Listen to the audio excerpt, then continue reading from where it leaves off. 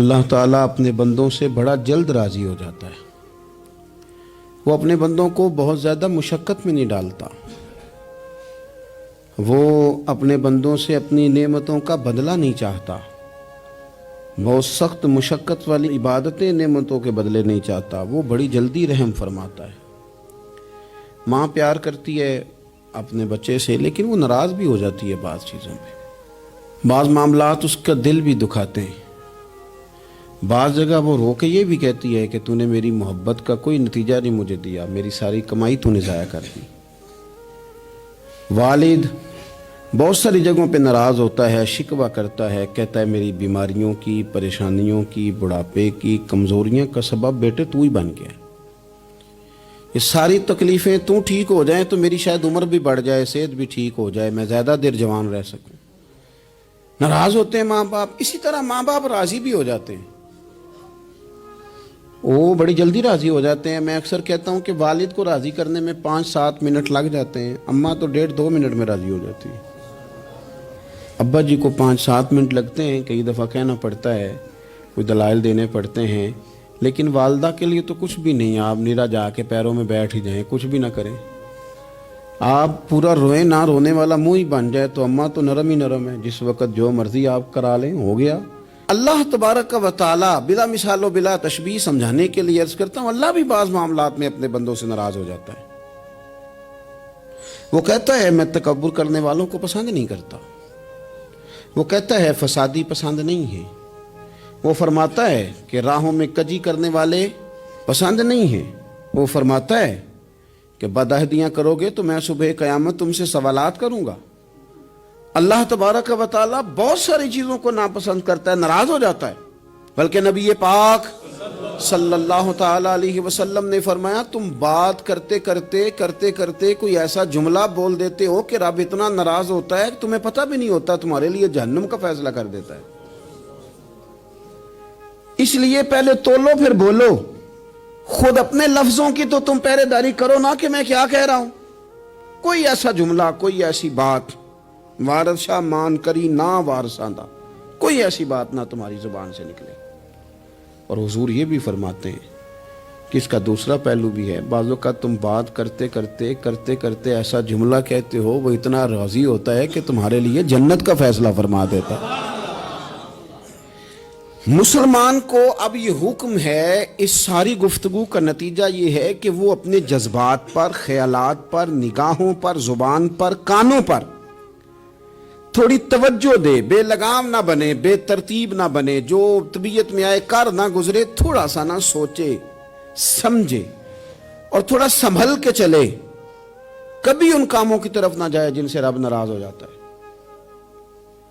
ان کاموں کی طرف بڑھے جن سے اللہ راضی ہوتا ہے۔ میرے نبی پاک صلی اللہ تعالیٰ علیہ وآلہ وسلم نے ارشاد فرمایا، بعض احادیث میں لفظ یہ ہیں کہ اللہ اپنے بندوں کو دیکھ کے مسکراتا ہے جو اس کی شان کے لائق ہے۔ جس ترتیب سے ہم مسکراتے ہیں، جس ترتیب سے ہم روتے ہیں، جس ترتیب سے ہم کسی بات کا اظہار تشکر کرتے ہیں، خدا ان باتوں سے پاک ہے۔ اب بہت ساری حدیثوں میں آیا کہ وہ مسکراتا ہے، تو کیا مطلب ہے مسکرانے کا؟ تو علماء تفسیر نے لکھا ہے مسکرانے کا مطلب یہ ہے کہ وہ بڑا ہی راضی ہوتا ہے اپنے بندے سے، بڑا راضی ہوتا ہے، یہ مطلب ہے۔ ایک تو مسکرانے کا مطلب یہ کہ وہ بڑا راضی ہو گیا، وہ مسکرا دیا اپنے بندے پہ۔ اور ایک اس کا معنی خود نبی پاک صلی اللہ تعالیٰ علیہ وسلم نے بیان فرمایا۔ مسند امام احمد بن حنبل میں حدیث ہے، حضور سید عالم علیہ السلام سے صحابہ نے پوچھا یا رسول اللہ شہید تو بڑے لوگ ہوتے ہیں، شہیدوں میں افضل کون ہے؟ تو اللہ کے حبیب علیہ السلام فرمانے لگے وہ والا بندہ جو ڈٹ گیا تھا کافروں کے مقابلے میں، وہ ہلا نہیں، پوری طرح ڈٹ کے جو لڑا وہ شہداء میں افضل ہے۔ حضور فرماتے ہیں وہ جنت کے بالا خانوں میں سیر کرے گا اور رب اسے دیکھ کے مسکرائے گا، رب اسے دیکھ کے مسکرائے گا، اللہ تعالیٰ مسکراتا ہے اسے دیکھ کے۔ اور اگلے جملے میں حضور نے وضاحت کر دی، فرمایا جب رب دنیا میں کسی پر مسکراتا ہے نا تو اس کا معنی یہ ہے کہ قیامت میں پھر اللہ اسے حساب کوئی نہیں لے گا۔ جس پر اللہ دنیا میں مسکرا دیا اس سے کوئی حساب تو وہ کام ڈھونڈنے چاہیے نا جس سے اللہ مسکرائے. ویسے کبھی ہم ایسا کرتے ہیں کہ نہیں کہ کسی کو راضی کیا جائے؟ یہ کام ہم کرتے ہیں کہ ہماری کمپنی کا جو سربراہ ہے وہ ہم سے راضی رہے. جس ادارے میں ہم پڑھاتے ہیں اس ادارے کا بڑا ہم سے راضی رہے. یہ کرتے ہیں ہم. اس کے لیے کچھ نہ کچھ ہیلے بہانے ہم کرتے ہیں. برادری، قبیلہ، علاقہ، بستی، لوگ کسی طریقے سے ہمارے ساتھ مطمئن رہیں. کرتے ہیں نا یہ سارے کام. اس میں تھوڑی مشکل بھی ہمیں آتی ہے لیکن کرتے ہیں. کیا کریں؟ گھر میں بھی کئی دفعہ ایسا ماحول بنانا پڑتا ہے. چلیں ایک اور میٹھی مثال دیتے ہیں، زیادہ سمجھ میں آئے گی. چھوٹا بچہ خوش رہے، آپ اس کے لیے محنت نہیں کرتے. وہ چھوٹا ہے، اس کو خوش کرنا فرض ہے ابا پہ. لیکن وہ کہتا ہے کہ میں نے موٹر سائیکل لینا ہے.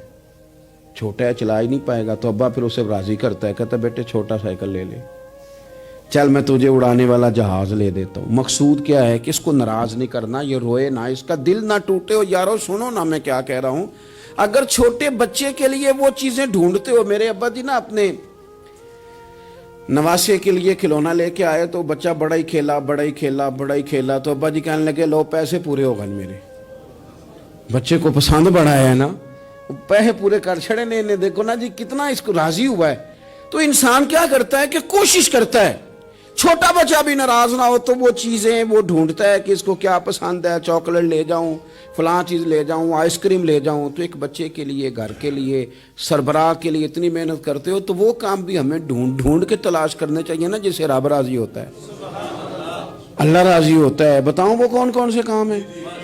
نبی کریم صلی اللہ تعالی علیہ وسلم نے ارشاد فرمایا 3 لوگ ہیں جنہیں دیکھ کے رب مسکراتا ہے. یا رسول اللہ صلی اللہ علیہ وسلم وہ کون کون سے؟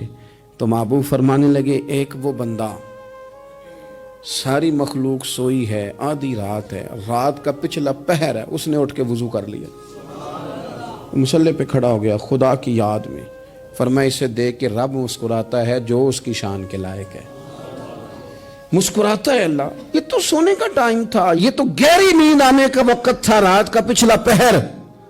رات پوے تے بے درداں نو نیند پیاری آوے، تے درد منداں نو یاد سجن دی ستیاں وی آن جگاوے. اور ساون کی کالی راتوں میں جب بوندا باندی ہوتی ہے، وہ راتوں کو اٹھ روتے ہیں جب خلقت ساری سوتی ہے.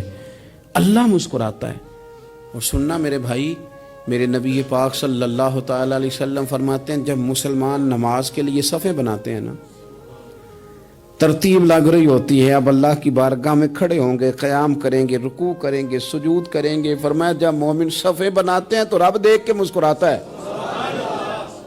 مسکراتا ہے. کمال ہو گئے عروج بندگی کا. جب بندے کو دیکھ کے رب مسکرائے. خدا بندے سے خود پوچھے بتا تیری رضا کیا ہے، مسکراتا ہے. اور میرے نبی پاک علیہ السلام فرماتے ہیں جب مجاہد جہاد کے لیے صفیں سیدھی کرتے ہیں. آج تو یہ رب کے نام پہ مرنے ہی آ گئے. یہ صفوں میں کھڑے ہوں گے، ترتیب سے لڑیں گے، ترتیب سے گلا کاٹیں گے کافروں کا یا شہادت لیں گے. فرمایا جب جہاد کے لوگ صفیں بناتے ہیں تو رب انہیں دیکھ کے مسکراتا ہے. کتنے نصیبوں والا وہ بندہ ہے جسے دیکھ کے مسکرا دیا. او یار کبھی تیرا بیٹا تیرے سامنے مسکرائے نا چھوٹا، تو تیرا دل باغ باغ ہو جاتا ہے. تیری ماں بیمار کسی ایک دن صحیح طرح ہنس پڑے تو طبیعت خوش ہو جاتی. مجھے بتاؤ نا جس کا رب بھی اسے دیکھ کے ہنس پڑے، جو اس کی شان کے لائق ہے. کیا اس بندے کے نصیبیں ہیں، کیا اس کے مقدر ہیں. آپ اس مقام پر اپنے آپ کو لائیں. اب دیکھیں نا یہ حدیث آپ نے سن لی. اب ہم نے نا اس طرح صفحے نہیں بنانے جس طرح ساری دنیا. اب ذرا صفحے بھی شوق سے بنائیں گے. اب ذرا تھوڑا سا شوق پیدا کریں گے. بھئی یہ تو میں وہ کام کرنے لگا ہوں جسے دیکھ کے رب مسکراتا ہے. نبی پاک صلی اللہ علیہ وسلم نے فرمایا جب کو بندہ توبہ کرتا ہے نا، ہم توبہ کا رٹا لگاتے ہیں، یا اللہ میری توبہ یا اللہ. اور توبہ کا تو مطلب یہ ہے کہ پچھلے گناہوں سے پکی توبہ، آج کے بعد یہ غلطی نہ کرنے کا پکا وعدہ.